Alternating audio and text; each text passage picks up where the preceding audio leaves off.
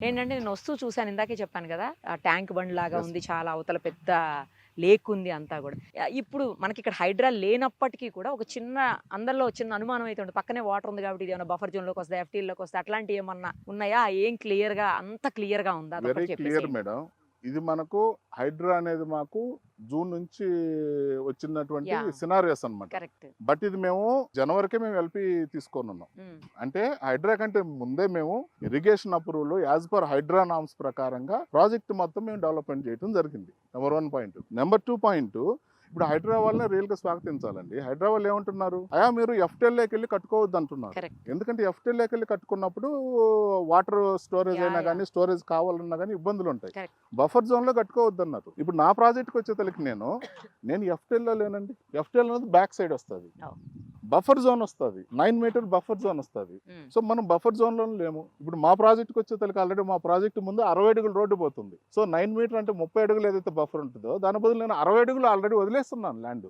మా పట్టా భూమిని 60 అడుగులు వదిలేస్తున్నాం. ఓకే. సో మాకు అటువంటి ఇష్యూస్ ఏం లేవు. అంటే హైడ్రా వాళ్ళు ఏంటంటే ఉన్న రూల్స్‌ని పాటించమన్నారు. అవును. కరెక్ట్. సో మేము ఆల్రెడీ లేఅవుట్ వేసేటప్పటికే ఇది మేము అప్రూవ్డ్ పరంగా ఇరిగేషన్ డిపార్ట్మెంట్ నుంచి కానీ ప్రతిదీ అప్రూవల్ తీసుకొని మేము చేయడం జరిగింది. సో మాకు హైదరాబాద్లో మాకు ఎటువంటి ప్రాబ్లం లేదండి. రైట్. ఎందుకంటే ఇంకా మాకు ఒక బెనిఫిట్ ఏంటంటే ఇప్పుడు ఇటువంటి ట్యాంక్ హుస్సేన్ సాగర్ తర్వాత మనకు అంత మంచి పాండ్ అనేది డెవలప్ ఉందండి. మనం మాన్యువల్గా క్రియేట్ చేయాలంటే మన వల్ల అస్సలు కాదు. అవ్వదు. అది న్యాచురల్ అండి. న్యాచురల్, ఎందుకంటే అంత కాంక్రీట్ జంగిల్ అయిపోయిందండి. కరెక్ట్. ఇప్పుడు చూడండి, ఇప్పుడు ఆల్మోస్ట్ 2:30 అప్పుడు కూడా ఎంత చల్లగా ఉంది క్లైమేట్. అవును. అవును. బావుంది. ఇటువంటి క్లైమేట్ ఏంటంటే ఈ ట్యాంక్ ఉండడం అనేది ప్లస్ పాయింట్. ఇప్పుడు గవర్నమెంట్ కూడా ఏం చేస్తుందంటే ఈ ట్యాంక్ చుట్టూతో మనకు CC roads, walking tracks develop చేస్తుంది. ఓకే. సో ఇక్కడ కట్టుకున్న వాళ్ళు కూడా ఏంటంటే మార్నింగ్ లేస్తారు 6 అట్టా ఒక 2 రౌండ్లు వాకింగ్ చేశారనుకోండి, అద్భుతంగా ఉంటుంది. హెల్త్‌కి హెల్త్ కూడా. హెల్త్ హెల్త్ వెల్త్‌కి వెల్త్ అన్నీ.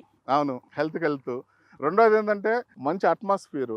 G+1 2 వేసుకొని కూర్చుంటే అసలు వ్యూ అనేది చాలా బ్యూటిఫుల్గా ఉంటుందండి ఇక్కడ. సో ఆ న్యాచురల్ రిసోర్స్ మనం ఇంకా ఉపయోగించుకోవటం అనేది చాలా మంచిది. సో నేను అదొకటి మెయిన్గా ఆలోచించాను. యాక్చువల్లీ మనకు లేక్ వ్యూ కానీ ఏదైనా ట్యాంక్ బండ్ వ్యూ అంటే ఇట్స్ ప్రీమియం కాన్సెప్ట్ అండి. సో మనకు హైదరాబాద్ వచ్చిన తర్వాత జనాలు కొంచెం అర్థం కాక ఇబ్బంది పడ్డారు, కానీ ఇప్పుడు యాజ్ పర్ నామ్స్ ప్రకారంగా అప్రూవల్ ప్రకారంగా వెళ్ళినప్పుడు వెరీ క్లియర్గా ఉంటుంది మనకు.